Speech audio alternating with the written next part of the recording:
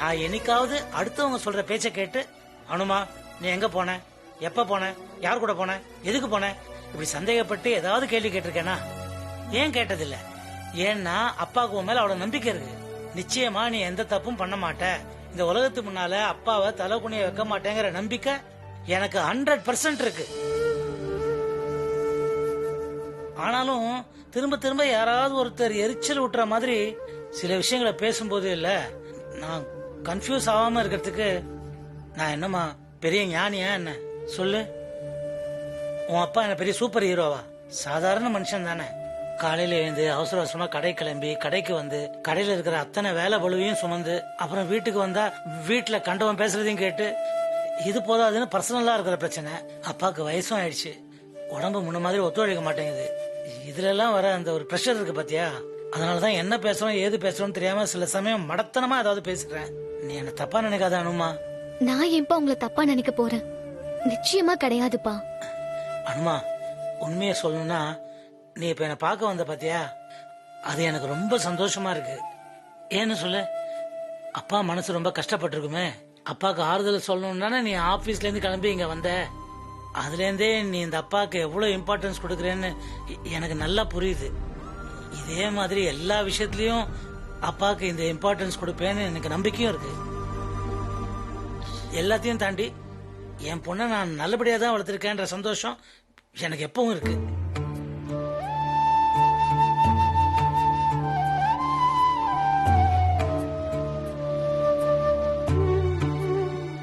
இந்த உலகம் ரொம்ப முட்டாள்தனமான உலகமா. பொன் குழந்தைய பெற்றுட்டாலே அப்படி இப்படி பேசுவாங்கன்னு தெரியும். அதுலயும் வீட்டுல ஒரு வயசுக்கு வந்த பொண்ணு இருந்ததுன்னு வச்சுக்க, ஏடா கூடமா கண்ணா பின்னான்னு பேசுவாங்க. ஆனா இவ்வளவு கேவலமா பேசுவாங்கன்னு நான் எதிர்பார்க்கவே இல்லை. அதுலதான் கொஞ்சம் தடுமாறிட்டேன். அதனால நீ அப்பாவை தப்பா நினைக்காத. இந்தானுமா.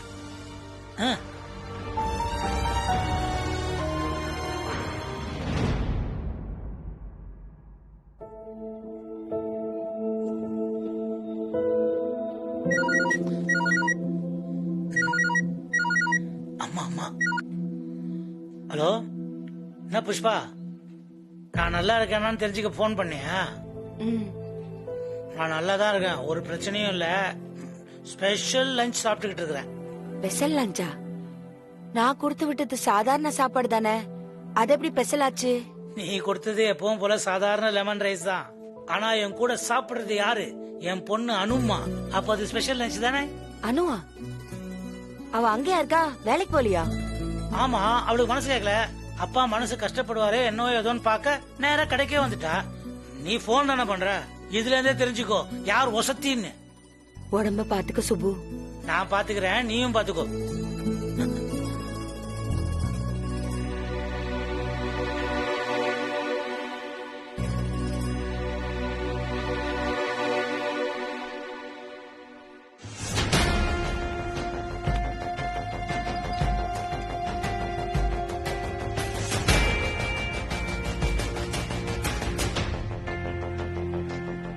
அனு, நீ ஒரு லக்குல வேலைக்கு வந்தவ. நான் என்னோட திறமையை ப்ரூவ் பண்ணி விபி ஆனவ. சூர்யா சருக்கு உன்னை பிடிச்சதால இந்த அளவுக்கு நீ வளர்ந்துட்ட. இல்லனா இந்த ஆபீஸ்ல இருக்கிற 3000 பேர்ல நீ ஒருத்திதான். அப்படிப்பட்ட நீ என்னையே எதிர்த்து பேசுறல, கிராஸ் கொஸ்டின் கேக்குற. உனக்கு தெரியாது அனு, சூர்யா சருக்கும் எனக்கும் இருக்கிறது 10 வருஷம் ரிலேஷன்ஷிப். 10 வருஷமா அவரை தூரத்துல இருந்தே லவ் பண்ண. உன்ன மாதிரி இன்னசென்ட்டா பேசி அவரை கைக்குள்ள போட்டுக்க எனக்கு தெரியல.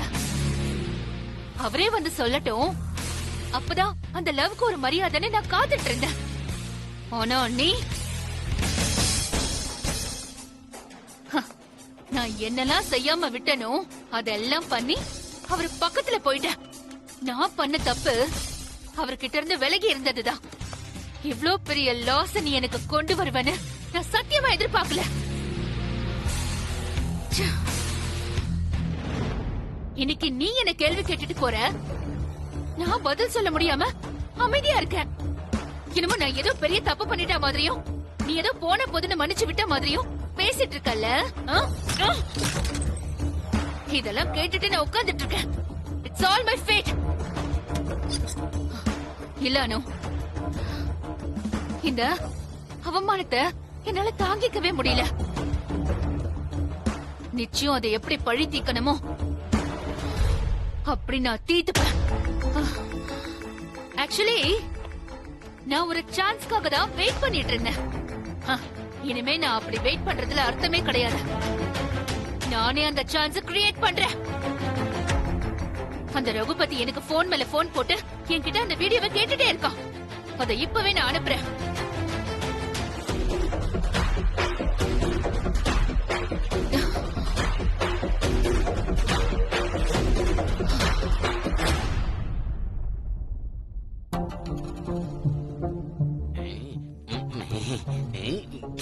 ச்சே. அந்த மொபைல் கடைக்காரங்கிட்ட போன சர்வீஸ்க்கு கொடுத்தாலும் கொடுத்தேன், எனக்கு கையும் ஓட மாட்டேங்குது, காலும் ஓட மாட்டேங்குது. டேய் சம்பத்து, என்னப்பா? உன்னோட மொபைல கொஞ்சம் குடுறா. இதுவா? இத தரமாட்டேன், இதுல கேம்ஸ் இருக்கு. டேய், நான் இந்த மொபைல கேட்கலடா. நீ வேற பழைய மொபைல் ஒண்ணு வச்சிருந்தல, அது இப்ப எங்க? அது ரொம்ப ராசியான போனு. அதுல தான் நான் கேம் விளையாண்டு நிறைய ஜெயிச்சிருக்கேன். நீ ஏதாவது ஏடா கூடமா பண்ணிடுவ, நான் தரமாட்டேன். ஐயோ, நான் அப்படி எதுவும் பண்ண மாட்டேன்டா. அந்த மொபைல் எங்க? சத்தியமா? சத்தியமா? சரி சரி, அந்த மொபைல் எங்கன்னு சொல்லு. அதோ அதுல இருக்கு. இதுலயா?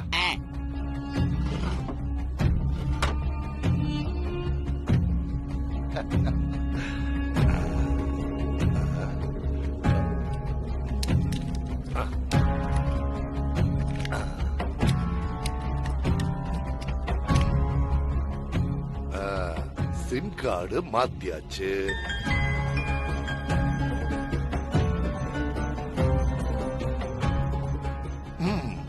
வாட்ஸ்அப்பையும் இறக்கியாச்சு.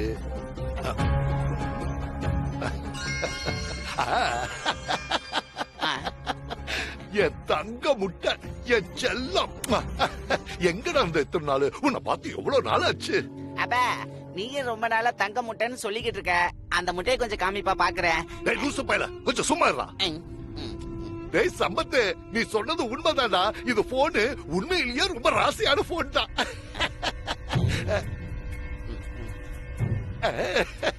கிடைச்சிருச்சு கிடைச்சிருச்சு. வீடியோ கிடைச்சிருச்சு, வீடியோ கிடைச்சிருச்சு. இனிமே அந்த போன்ல இருக்கிற வீடியோ கிடைச்சா என்ன, கிடைக்காம போனா என்ன? இந்த வீடியோவை வச்சு எல்லார் கதையும் முடிச்சிட வேண்டியதுதான்.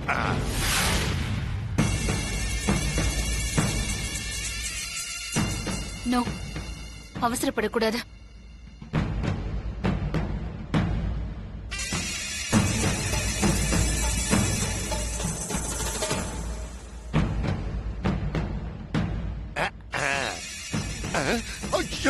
ஐயோ, அனுப்புற மாதிரி அனுப்பி டிலீட் பண்ணிட்டால சண்டாளி, நாசமா போனவ. இப்ப என்ன பண்றது? பேசாம அவகிட்டயே கேப்போம்.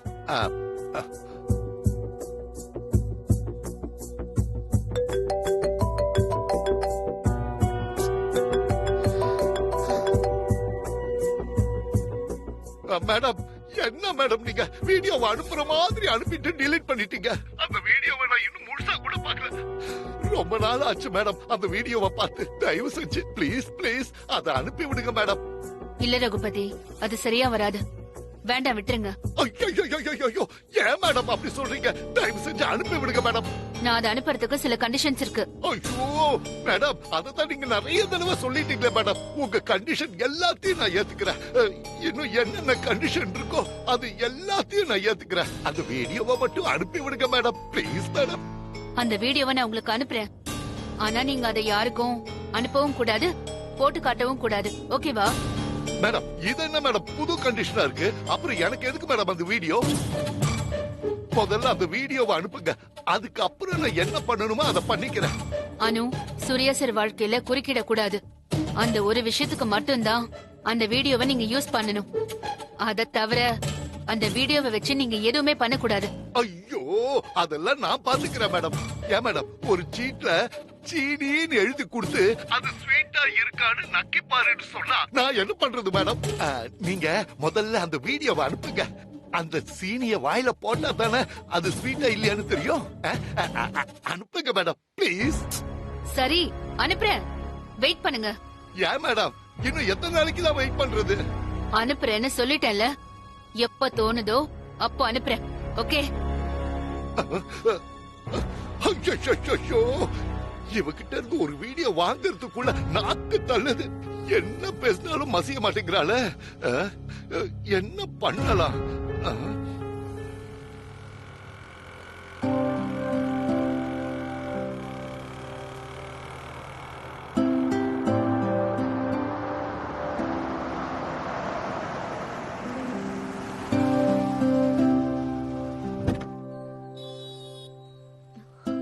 சார் என்ன ஃபீல்டு ஒர்க்கா?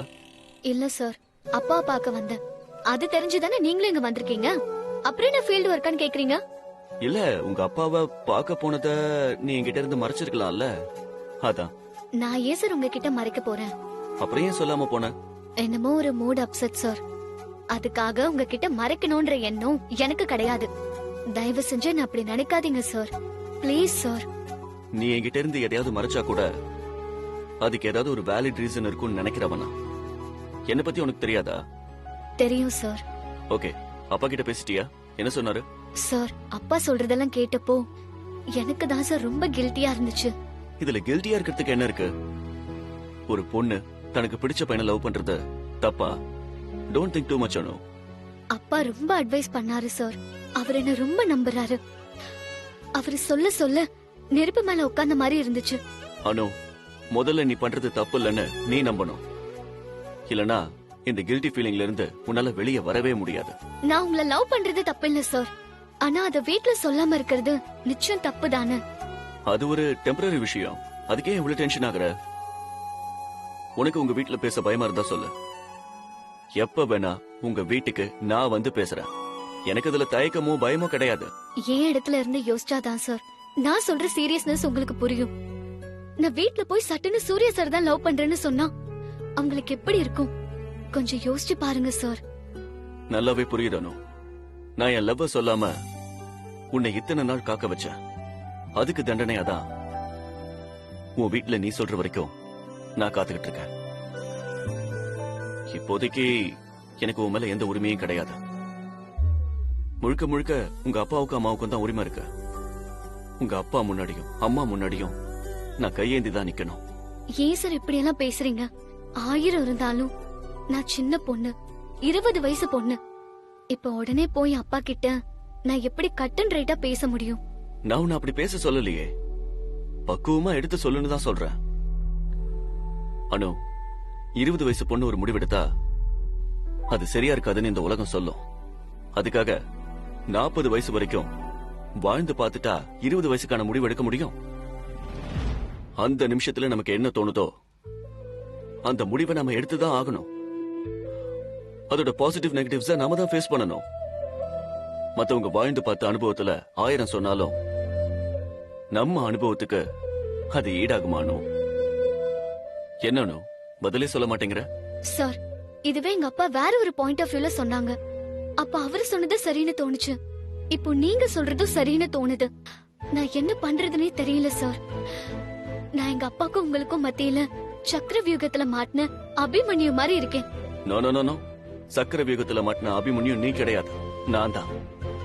என் வாழ்க்கை முழுக்க நான் அபிமன்யுவா தான் இருக்கேன். என் இடத்துல இருந்து என் வாழ்க்கையை வாழ்ந்து பார்த்தாதான் நான் சொல்றது உனக்கு புரியும். சரி விடுங்க, நம்ம எவ்வளவு சீரியஸா பேசணும். வாங்க போலாம். எஸ் அனு, போலாம். சார், அதுக்கு முன்னாடி ஒரு விஷயம். மீரா மேடம் பத்தி சொல்லணும். ஏதாவது ப்ராப்ளம் ஆனோ? ப்ராப்ளம் எதுவும் இல்ல. ஆனா அவங்க என்னால மனசு ரொம்ப பாதிக்கப்பட்டிருக்காங்க. அவங்க கிட்ட இருந்து உங்களை பறிச்சுக்கிட்ட மாதிரி நினைக்கிறாங்க. சோ இந்த ப்ராப்ளம்ல இருந்து அவங்க வெளியே வர நாம தான் ஹெல்ப் பண்ணணும். இதுல நாம என்ன ஹெல்ப் பண்ண முடியும்? எத்தனையோ தடவை அவகிட்ட சொல்லியாச்சு, அவதான் புரிஞ்சுக்கணும். ஹெல்ப் பண்றதுனா ஒரே ஒரு விஷயம் தான் சார். அவங்க என்ன பண்ணாலும் தப்பா எடுத்துக்காதீங்க. அவங்க நீங்க எதிர்பார்க்காத அளவுக்கு ஏதாவது பண்ணிருந்தாலும் லைட்டா எடுத்துக்கோங்க சார். என்கிட்ட இருந்து எதையாவது மறைக்கிறியானோ? நீங்க என்கிட்ட இருந்து எதுவும் மறைக்கலையா சார்? மறைக்கணும்னு மறைச்சதில்ல, ஆனா சில விஷயங்கள் உனக்கு தெரியாம இருக்கிறது நல்லதுன்னு நினைச்சு மறைச்சிருக்கேன், அவ்வளவுதான். அதே மாதிரி தான் சார் நானும். மறைக்கணும்னு மறைச்சதில்ல. ஆனா சில விஷயங்கள் உங்களுக்கு தெரியாம இருக்கிறது நல்லதுன்னு நினைச்சு அத மறைக்கிறேன்னு நினைச்சுக்கோங்களேன். கல்யாணத்துக்கு பிறகு உன்னை பேசி ஜெயிக்கிறது ரொம்ப கஷ்டம்னு இப்ப தோணுது எனக்கு. அதுக்குன்னு கல்யாணம் பண்ணிக்காம அப்படியே விட்டுட்டு ஓடிடலாம்னு நினைக்கிறீங்களா? உன்னை விட்டுட்டு நான் எங்க போக? எனக்கு நீ, உனக்கு நான் எழுதி வச்சிருக்க. ஆமா சார், அத நிறைய தடவை ஃபீல் பண்ணிருக்கேன். எனக்கு நீங்க தானே அந்த மகமாயி எழுதி வச்சிருக்கா. அதை யாராலையும் மாத்த முடியாது. கரெக்ட். அந்த நம்பியார் நினைச்சாலும் மாத்த முடியாது. சார், சும்மா எங்க அப்பாவை கிண்டல் பண்ணிட்டே இருக்காதீங்க. கொஞ்ச நேரத்துக்கு முன்னாடி அவர் எப்படி உருகி உருகி பேசினார் தெரியுமா?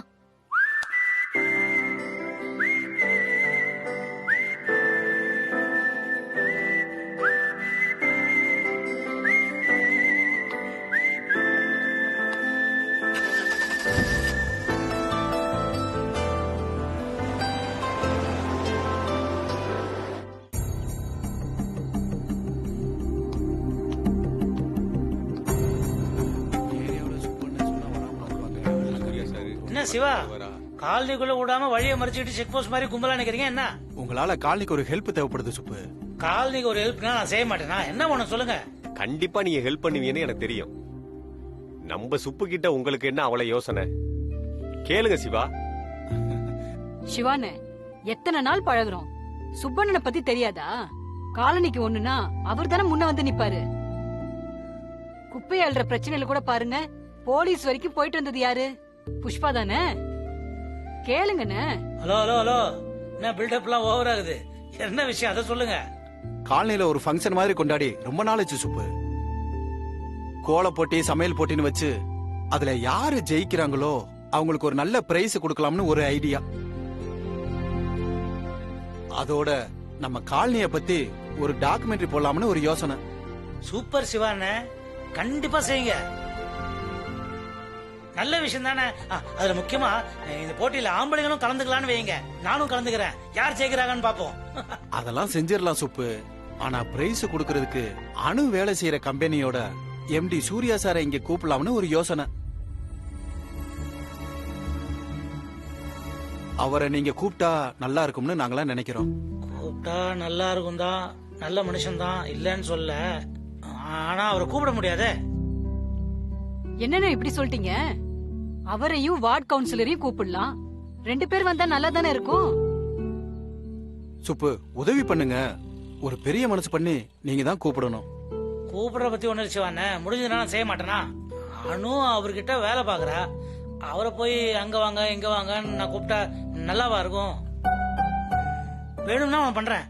நான் அவருடைய போன் நம்பரை தரேன், நீங்க கூப்பிடுங்க. அவருக்கும் உங்க எல்லாரும் நல்லா தெரியும். உங்க கூட நிறைய தடவை பேசிருக்காரு, பழகிருக்காரு.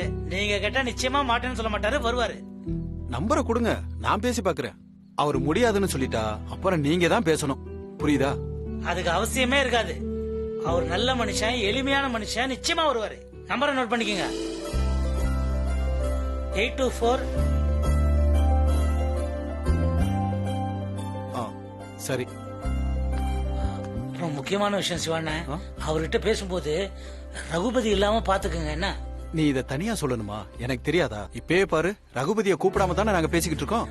விவரமான ஆளுதான் நீங்க. பேசிட்டு என்னன்னு சொல்லுங்க. சரி. ஆமா, நாம கூப்பிட்டா ஒத்துக்குவாரா? அதான் சுப்பண்ணா இவ்வளவு தூரம் சொல்றாரு, பேசி பாப்போம். அப்படி இல்லைன்னா நம்ம அண்ணுகிட்டே பேசி கூப்பிடுவோம். என்ன எல்லாரும் இங்க கூட்டமா நின்னுட்டு இருக்கீங்க? அதான் எலெக்ஷன் எல்லாம் முடிஞ்சு போச்சே. கூட்டமா நின்னா எலெக்ஷன் தானா? அப்புறம் வேற என்ன? ஏயா, எனக்கு தெரியாம நீங்க எல்லாரும் எதையாவது மறைக்க பாக்குறீங்களா? ஷூட்டிங்ல நடிக்கிறதுக்கு ஏதாவது நடிக்க வந்திருக்காளா? எப்பவும் நடிகை நினைப்புதானா? சுத்தம். ரொம்ப நாளா காலனில ஒரு ஃபங்க்ஷன் நடக்கல, அத பத்தி தான் பேசிட்டு இருந்தோம். சூப்பர்யா, எனக்கு இது பத்தி தோணாம போச்சே. காலனி ஆளு எங்களுக்கே தோணல, வெளியாளு உனக்கு எப்படி தோணும்? யோ யோ யோ யோ யோ 10 நாளைக்கு ஒரு தடவை எப்ப பாரு வெளியாளு வெளியாளுன்னு சொல்லிட்டு இருந்த, அப்புறம் நடக்கிறதே வேற. ஆமா, காலனிய பத்தி ஒரு டாக்குமெண்ட்ரி, ஒரு கோல போட்டி, எல்லாத்துக்கும் சாப்பாடு, இது மாதிரி எல்லாம் நடத்தி பிரைஸ் கொடுக்கலாம்னு இருக்கும். செல்லாது செல்லாது செல்லாது. எனக்கு கோலத்தை அழிக்க மட்டும்தான் தெரியும், போட தெரியாது. நானும் கலந்துக்கிற மாதிரி ஏதாவது ஒரு போட்டி வைங்க. நீங்க கலந்துக்கிற மாதிரின்னா கைய உடைக்கிறது தான் போட்டி. அதுக்கு போட்டியே வேணாம், பிரைஸ் அவருக்கே கொடுத்துடலாம். வாங்க.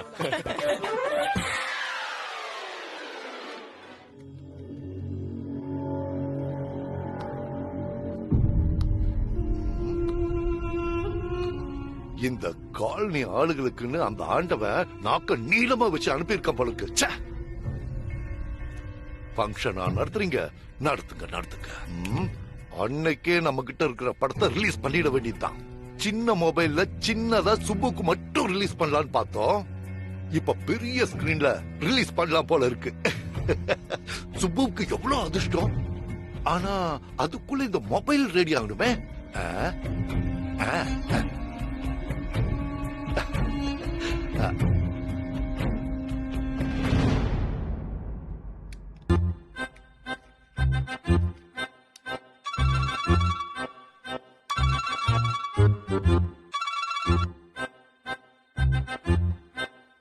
ஹலோ, நான் கொடுத்த வீடியோ என்னாச்சு? போன் என்னாச்சு? சரி பண்ணிட்டு இருக்கேன், கொஞ்சம் வெயிட் பண்ணுங்க. அப்படியா? சரி, இன்னைக்கு நைட்டுக்குள்ள அது ரெடி ஆயிடுமா? இன்னைக்கா? சரி, ரெடி பண்ணிடுறேன். ஏயா, இத கூட நானே போன் பண்ணி கேட்டா தான் சொல்வியா? ஏன் நீ போன் பண்ணி சொல்ல மாட்டியா? ஏங்க, இது என்ன மாவா இருக்கிற வேலையா? கையோட முடிச்சு கொடுக்கறதுக்கு எல்லாத்துக்கும் ஒரு நேரம் வேண்டாமா? சரி சரி, கோவப்படாதீங்க கோவப்படாதீங்க. ஆமா, அதுல அந்த வீடியோவெல்லாம் பத்திரமா இருக்கும்ல? அதுதான் ரொம்ப முக்கியம். சீக்கிரமா ரெடி பண்ணிட்டு சொல்லுங்க, நானே நேர்ல வந்து வாங்கிக்கிறேன். சரி சரி, ரெடி பண்ணிடலாம்.